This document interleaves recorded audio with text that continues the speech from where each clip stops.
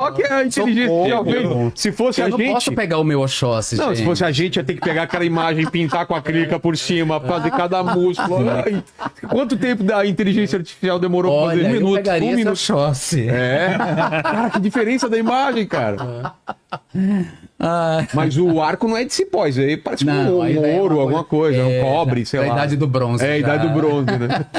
Manda aí, cara. Vamos lá, o TI, ele fala assim, entre Rússia e Ucrânia, quem vocês acham que está Ai, certo? gente, Nossa, velho, não tem nada a ver. Não, vai pra outra vou pergunta. responder isso. Vamos lá.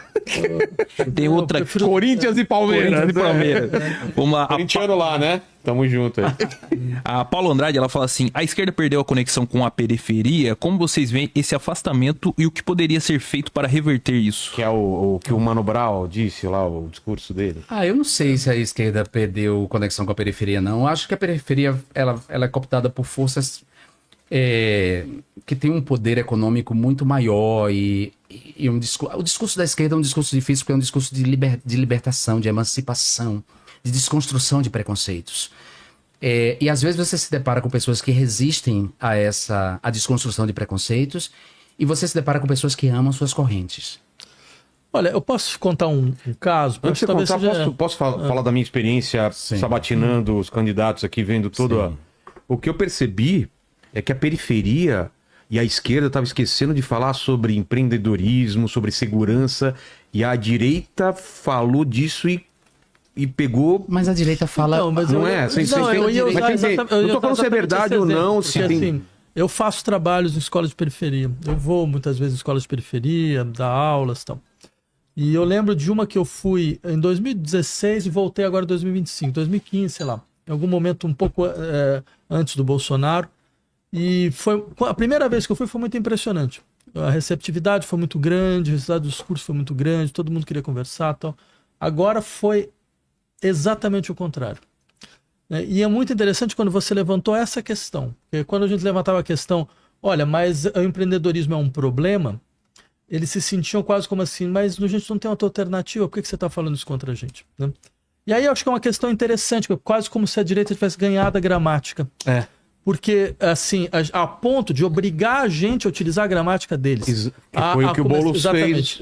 Bem, eu fiz críticas na hora. É. Na época eu fiz. Inclusive, essa ideia, se a esquerda pode dizer, falar periferia ou não, bem, eu dei uma entrevista na Folha falando que a gente tinha errado por causa disso. Entendi. Porque não é que a gente tem que fazer um empreendedorismo à esquerda, mas eu acho que assim, é lembrar uma coisa, empreendedorismo não é só uma forma de organização econômica, é uma forma de violência social. Empreendedorismo é você falar, olha, a sociedade se eu sou empreendedor, então vocês são meus competidores. A gente está em concorrência. Todo mundo aqui, a relação social fundamental é a competição e a concorrência. Então não há relação efetiva entre nós. Sei. A não ser relações instrumentais para que a gente consiga vencer concorrentes e depois é cada um pouco por si. Ou seja, você internaliza uma O sociedade individualismo. completamente atomizada, e não só atomizada, uma sociedade que vê o outro como se tivesse uma guerra de todos contra todos. Então é impossível que você não tenha esse discurso da dessensibilização social sem o empreendedorismo com a sua contraface. Aí o que se espera da esquerda? Que ela fale, não, tem um empreendedorismo na periferia? Não. Se espera, porque isso significa, em outras coisas, assumir um pouco aquele discurso. Não, mas as pessoas agora querem ser só pejotizadas. Elas não querem mais CLT. Eu acho isso uma coisa tão hilária, porque parece que você chegou para alguém e falou, olha só, tem CLT e tem PJ, qual que você quer? Não foi assim. Como se fosse uma- não uma- tem mais CLT para ninguém. Não tem para ninguém. E o que acontece? As pessoas mais jovens, ao invés de elas ficarem resignadas, elas preferem falar, não, mas eu prefiro mesmo o que estão nos dando. Né? Então, ou seja, você limitou a possibilidade de proteção, de solidariedade entre as pessoas. E o discurso da esquerda não pode ser nunca a naturalização disso. Não pode. O discurso da esquerda tem que falar, não a pode. gente pode efetivamente construir uma sociedade solidária. Se você cair, vai ter gente que vai te sustentar. O Estado vai te sustentar, não é só você, que nem o motorista de Uber, sabe? Que se o cara adoecer, não tem mais dinheiro. Ele não tem 13º, não tem direito a seguro-saúde, não tem nada. Não tem nada. Ele sozinho. E é difícil, porque assim, tem toda uma máquina de subjetivação das pessoas para que elas virem isso, para que elas se transformem nisso. Tipo, você vai controlar a hora que você trabalha, a hora que você não sei o Claro. quê, aonde você trabalha. E tem outros... E só olha que louco, você controla a sua hora de você trabalha, mas aí você precisa trabalhar 12 horas. Claro. Você precisa trabalhar mais. E Você você pode ficar em casa, e mas você não dá. não tem e você não tem segurança nenhuma, né? Nenhum tipo de segurança em relação Em outra escala é o que acontece com a gente aqui. Então, assim, essa cobrança, porque assim, e também há periferias, as periferias também não são um bloco monolítico. E tem a parte da segurança também, né? Por exemplo, no Nordeste, a periferia é muito lulista, por exemplo. claro. Mas, contraditoriamente, enquanto ela se vê representada em Lula, por uma série de fatores que eu não vou me estender aqui, porque estamos todos cansados já, mas, assim, tem aspectos subjetivos envolvidos aí na projeção do pai, da solução que vem do grande pai. Ou seja, tem uma periferia lulista que, contraditoriamente, vota nas piores pessoas, porque nós temos ainda o voto de Cabresto, uma herança do voto de Cabresto. As igrejas neopentecostais, que são, ao mesmo tempo, máquinas de subjetivação, mas também são espaços de sociabilidade que ocuparam o lugar do Estado, porque o Estado não colocou, digamos, como dizer, equipamentos que possam disputar essas subjetividades. Ser de esquerda implica em você desconstruir preconceitos que estão profundamente arraigados nas pessoas. Então, por exemplo, na Baixa da Candeia, quando eu era menino, ela era plural, religiosa. Tinha vários terreiros de candomblé, o terreiro de Dona Rola, Dona Bebinha, de Joãozinho, de Arlindo, Joãozinho das Flores, ou seja, vários terreiros de candomblé, era uma periferia negra e tal. E nós, católicos, íamos para comer o AG1, nas festas de Cosme e Damião, ou seja, à medida que as igrejas neopentecostais se estabeleceram com essa teologia da prosperidade, essa solidariedade, esse mundo comum, essa tolerância foi sendo substituída por esse universo da política da inimizade. Se você é do mundo, se você não é da igreja, você é do mundo. Então as relações vicinais, as relações de vizinhança foram sendo destruídas. Aí vem junto com isso a homofobia, porque as pessoas não querem assumir, mas fundamentalmente as religiões monoteístas, de maneira geral, são fundamentalmente misóginas e homofóbicas. Ponto. Entendeu? A gente pode ter um ou outro pastor progressista, uma ou outra igreja progressista, mas está lá no texto. Então, você tem que definir laicidade, explicar o que é um Estado laico, plural, religioso. Você tem que defender a tolerância religiosa. Você não pode entrar no discurso de demonizar as religiões de matriz africana. Você não pode... Quer dizer, a esquerda tem muitos obstáculos e aí eu prefiro perder eleições e transformar o mundo do que ganhar a eleição reafirmando preconceitos. Isso quer ver com o lugar onde a esquerda quebra o pé exatamente nessas questões de periferia? Por exemplo, lembra da pele dos aplicativos? Pele dos aplicativos. Tá. Né? Você tem uma série da população que está completamente vinculada a esse sistema de capitalismo de plataforma. Tem países como Espanha, por exemplo, onde o sujeito que é do Uber, ele virou um empregado. Ele tem direitos trabalhistas, entendeu?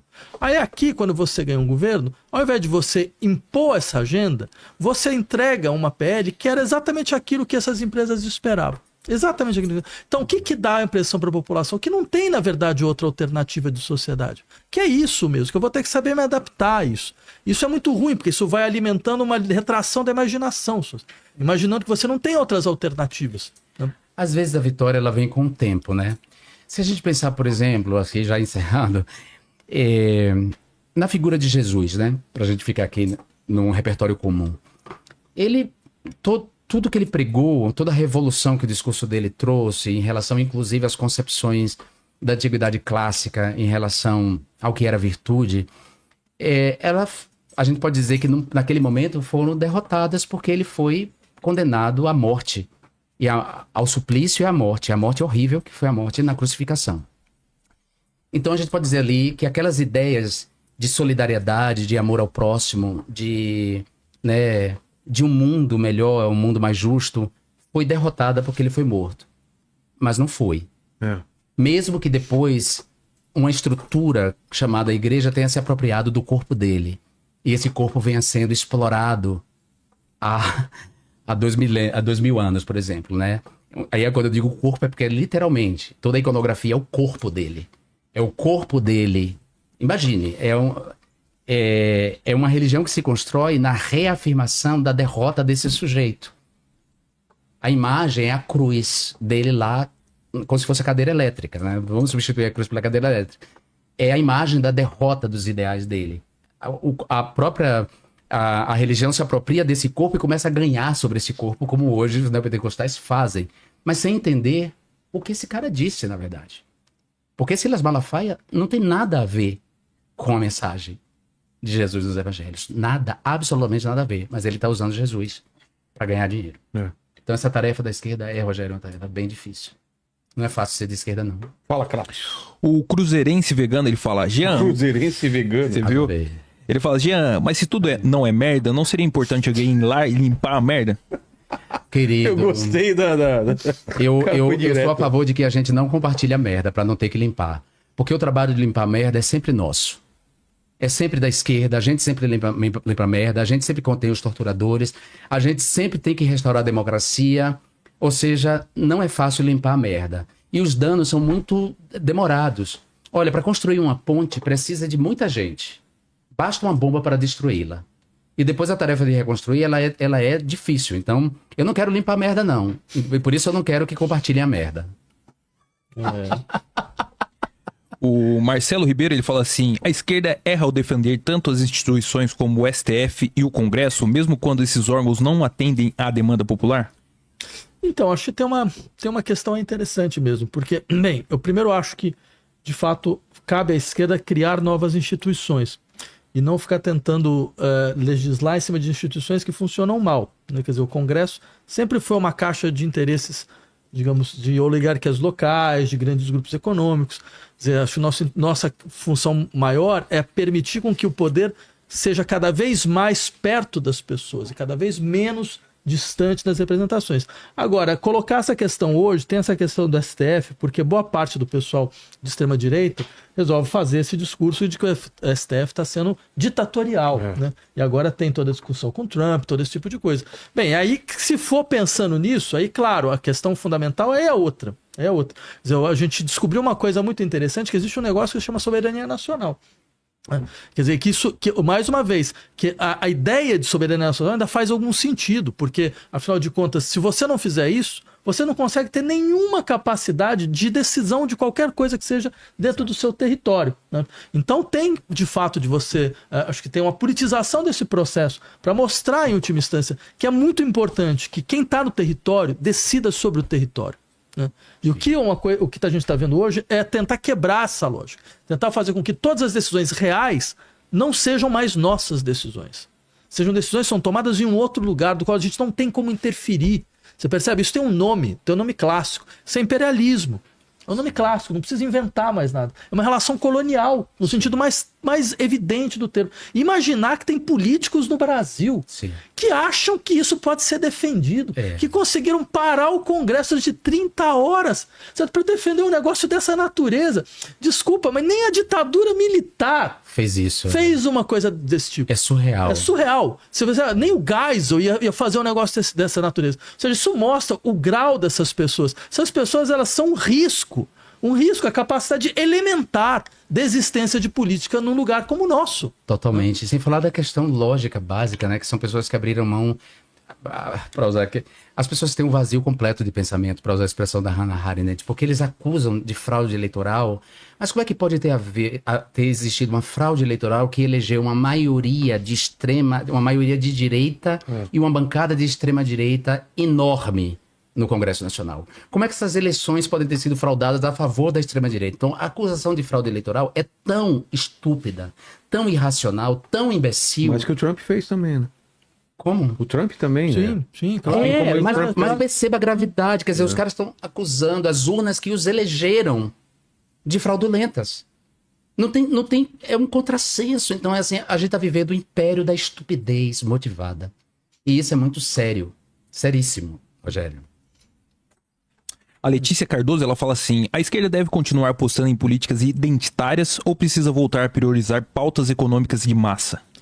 Eu acho que as duas coisas podem ser combinadas claramente. A prova de que isso é possível foram os meus 2 mandatos a combinação dessa agenda de um liberalismo clássico, dos direitos civis, das liberdades individuais, os direitos das minorias com a pauta da justiça social. É absolutamente conciliável. A gente tem que reconhecer que os cidadãos ocupam diferentes posições de sujeito, posições que ampliam a vulnerabilidade. É possível claramente conciliar as duas pautas. Essa distância é uma acusação muito dos esquerdomachos brancos que também estão incomodados com a fragilização dos seus poderes dentro dos partidos. Esquerdomacho, acho esse termo uma muito coisa nesse bom. sentido, porque eu acho uma coisa hiper importante. Primeiro, eu acho engraçado esse uso de identitário nesse contexto. Eu não concordo que aquilo que o colega ou a colega está falando sobre identitário seja exatamente Quando eles falam identitário. identitário, eles estão Falando da agenda do movimento negro, do movimento LGBT, mas olha que coisa das engraçada. movimentos feministas. De uma certa forma, identitarismo é um risco de toda e qualquer luta política. Eu posso fazer uma luta de classe que vira identitária. É. Eu posso fazer uma luta nacional que vira identitária. Eu não sei porque que você usa só para esse tipo específico de luta. Entendi. E ainda mais, eu diria que essas lutas não são identitárias. No seu fundo, elas são lutas universalistas. Elas estão simplesmente falando que a universalidade ainda não existe. Não pode existir universalidade se você tem marcador de violência na sociedade, que marca sempre as mesmas pessoas. Então, ou seja, é importante você conseguir entender que uma sociedade... quando você fala, mas tem classe de um lado, raça e gênero do outro, bem... Isso não faz o menor sentido, absolutamente o menor sentido. Não é assim que a gente vai conseguir discutir. Claro que o capitalismo ele procura recuperar certas pautas, cooptar certas pautas e transformar pautas de integração. Falar, não, a gente resolve o seu problema, a gente vai dar mais representatividade, mais visibilidade dentro desse modelo. Agora, essas lutas têm uma potência de quebrar essa estrutura, porque elas podem deixar muito claramente. Sempre foi assim. Então, o capitalismo sempre precisou racializar pessoas para conseguir explorá-las melhor. Ele nunca abandonou a racialização. Então, se isso é o fato, então tem uma estrutura econômica que vai preservar isso. Mesmo que eu consiga colocar comitê de diversidade do Magazine Luiza, entendeu? Quer dizer, vai continuar. É isso. Tem mais uma aqui da Mariana Silva, que ela fala: qual o maior erro que a esquerda cometeu nos últimos 10 anos no Brasil? Misericórdia, eu não sou capaz de dizer isso, nem me acho também, sei lá, com autoridade moral, assim, superioridade moral pra dizer isso. Mas, sei lá, se eu pudesse apontar algum erro, foi não ter levado a sério o que aconteceu na noite de 17 de abril de 2016, com o impeachment da Dilma. Eu acho que aí foi uma das coisas mais sérias mesmo, não ter visto a gravidade daquele voto de Bolsonaro e de tudo que implicou aquela noite. E eu ainda acrescentaria mais uma. Acreditar que a gente conseguia gerir as crises do capitalismo. A gente ia dar uma gestão mais humana para a coisa. Certo? Crises que não tem como ser gerida. Por causa principalmente do primeiro mandato do Lula, deu essa impressão que era domável isso? Pois é, mas o primeiro mandato do Lula, ele se esgota. O modelo dele se esgota. Faltou um segundo momento. Quer dizer, as políticas do primeiro mandato, que foram para o segundo também, chegou um momento, 2013, foi um momento em que a população estava falando, não, mas espera aí, esse modelo está se esgotando. E agora? Lembra quando o pessoal saía gritando, olha, eu quero escola padrão FIFA? Ela fala, não, mas eu tô vendo que o custo de vida tá aumentando, eu tô vendo que esse custo de vida tá sendo mal partilhado, sabe, que eu não tô conseguindo, que eu subi de vida, mas eu subi também meus gastos, eu não tô vendo transporte público funcionando, educação pública funcionando, certo? Sistema de saúde público extenso. Então, ou seja, você tinha uma outra agenda para colocar, essa agenda não foi colocada, esse é um ponto. Agora, eu acho que o que acontece hoje, a gente achar que todo mundo vê que você tem uma crise econômica global, você tem crise ecológica, você tem crise política, você tem crise social, e como se a gente conseguisse agir dentro dessa crise. A extrema-direita, por mais absurda que seja, ela tem uma visão correta de um problema. Porque assim, essas crises são ingerenciáveis. Ninguém vai estar tentando governar melhor. Certo? E é importante a gente assumir isso, mas isso não significa uma coisa deceptiva, do tipo, nossa, então agora vai ser tudo pessimista. Não, significa, não, dá para fazer alguma coisa que não seja simplesmente gerir o ingerenciável. Você percebe a crise ecológica? Você tem uma crise ecológica, como é que você gere a crise ecológica? Como é que o governo gera a crise ecológica? Fazendo a exploração de petróleo na foz do Rio Amazonas, dando plano safra bilionário para o agronegócio, não tem como você gerir isso e ainda por cima sustentar o agronegócio. É impossível, é impossível. Quer dizer, cabe à esquerda falar, é impossível. Então a gente vai ter que fazer uma escolha. E não é essa a escolha que a gente está fazendo. Mas aí, diante da encruzilhada entre entre essa gestão impossível e o fascismo, Não tem escolha, você tem toda a razão. Então, Ninguém está contemporizando, pelo ninguém está amor de falando a Deus. mesma coisa. Não. Então não tem como. Aí a gente vai ter que novamente voltar, a gente vai ter que Sim. lidar com essa gestão. Mas a melhor maneira de responder o fascismo não é simplesmente se defender contra ele. Acho que é isso que está acontecendo entre a gente. A gente está se defendendo do fascismo. Mas porque o fascismo ataca, Vladimir. É impossível você não se defender quando há um ataque. O fascismo tem como paradigma a guerra civil, a política da inimizade, Sim, para citar aqui a sim. expressão do Attila Mbembe. Sim. Sabe, a necropolítica. Sim. Então, é difícil não se colocar na posição defensiva, nego. Eu sou viado. Eu sou gay. No mundo hostil a mim. Eu venho da pobreza. Eu sei como foi escapar. Eu tenho colegas que foram mortos pela polícia. Dona Luísa, a vizinha de frente da minha mãe, que não mora mais lá na Baixa da Candeia, mas minha família segue morando lá. Houve uma chacina, 5 pessoas da casa mas dela. você tem toda a razão, mas é que eu não estou falando nesse nível. Você tem toda a razão. A gente tem que se defender como sociedade. Por favor. Não, isso você tem toda a razão. Mas a questão é a gente tem que se defender como sociedade, mas como governo. Quer dizer, você não pode só estar numa posição defensiva, você tem que mostrar à sociedade que você consegue criar coisas novas. É só isso que eu queria dizer. Quer dizer, você não pode simplesmente falar, não, a gente está aqui, a gente não tem como fazer, porque afinal de contas também se avançar muito, o fascismo entra, porque ele vai pegar uma parte da direita, Sim. ele vai quebrar a nossa frente, a gente não vai conseguir governar. Essa é a questão. Não, Sim. acho que a sociedade tem que ter todo o sistema de defesa o mais profundo possível, porque você tem toda a razão. Esse pessoal vem, mas vem reverberando a violência secular do Brasil, essa violência colonial. Sim. Certo? Eles ainda estão na estrutura colonial. Né? Senhores, É isso algum fechamento, alguma coisa que ficou faltando? Agora é a hora. Propaganda do meu livro. Leiam, porque nada melhor para um autor do que ser lido. Então, Falsolatria é um livro bem curto, que vocês podem ler assim um sábado de tarde. E... Tem uma câmera aqui. Tem a câmera aqui, então bacana. O Anonimato dos Afetos Escondidos é um livro de contos, é bacana, você não precisa ler na ordem.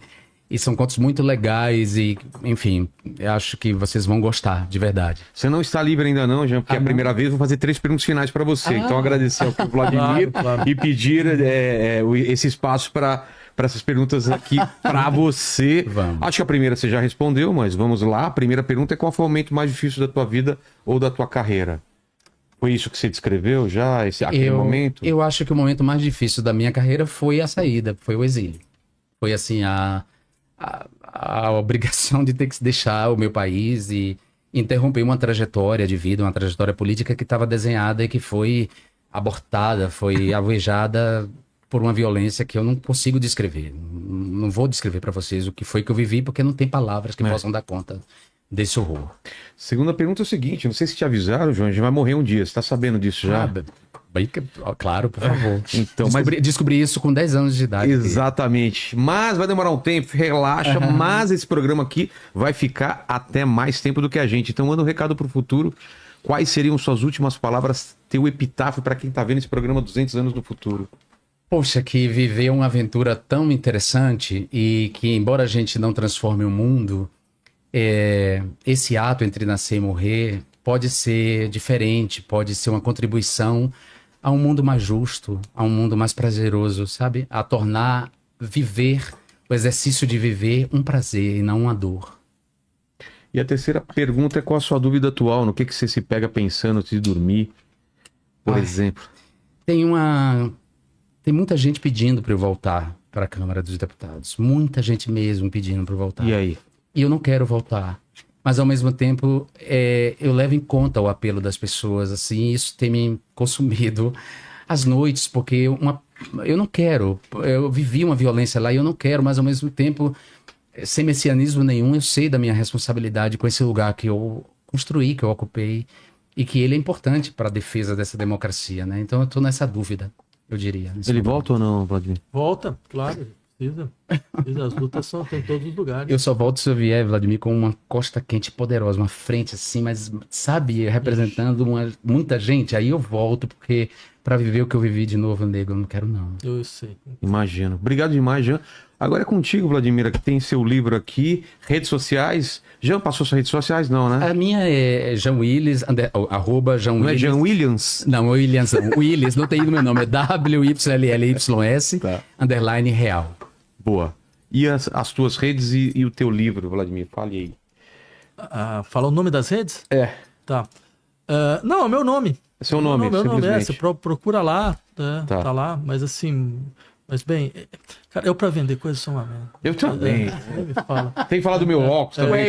Então eu vou dizer, Vladimir está lançando um livro que ele refez, chamado eu tenho dois A Esquerda que não tem me dizer o nome, que é uma referência a Oscar Wilde, muito interessante. Oscar Wilde é um autor britânico que foi condenado por pederastia, e ele dizia que a homossexualidade era o amor que não ousa dizer seu nome. Foi daí que eu tirei mesmo. Então, pronto, claro, uma referência a Oscar Wilde. É que assim, eu tenho 2 super-eus, né? Tem um super-eu turco, que sempre fala, vai lá, vende. Mas eu tenho um super-eu marxista, que fala, pô, pelo amor de Deus, camarada, que história é? Aí eu não sei muito. Aí, um sempre vence. Fica briga com o outro. Ah, não, eu preciso, comprem meu livro, leiam, que é importante. A gente só existe, tá vivo, Pois um é. autor, Nossa, tem quando razão. ele é lido. Isso aí. Obrigado demais. Imagina, eu que agradeço. Tá, Obrigado, Rogério. Obrigado. Lembra aquele like que eu pedi pro pessoal colocar? Falei que não ia se Mantém. arrepender, não se arrependeu, não é? Mantém. E quem tá assistindo na TV também dá pra Dá pra dar like na Dá, pô, televisão. Deixa de facinho. ser vagabundo. Dá pra dar. Acha aí. E é hora de você brilhar. É menino. isso. O que o pessoal escreve nos comentários pra provar que chegou até o final dessa conversa? Olha, pra provar que você chegou até aqui, deixa aí, Síndrome de Cassandra. Síndrome Caixa de Pandora. Eu gosto mais de síndrome de Cassandra. Síndrome de Cassandra. Cassandra nos É um filme comentários. bonito. Não. Obrigado demais. Fiquem com Deus aí. Beijo no cotovelo e tchau. Que bom que vocês vieram. Valeu. As opiniões e declarações feitas pelos entrevistados do Inteligência Limitada são de exclusiva responsabilidade deles e não refletem necessariamente a posição do apresentador, da produção ou do canal. O conteúdo aqui exibido tem caráter informativo e opinativo, não sendo vinculado a qualquer compromisso com a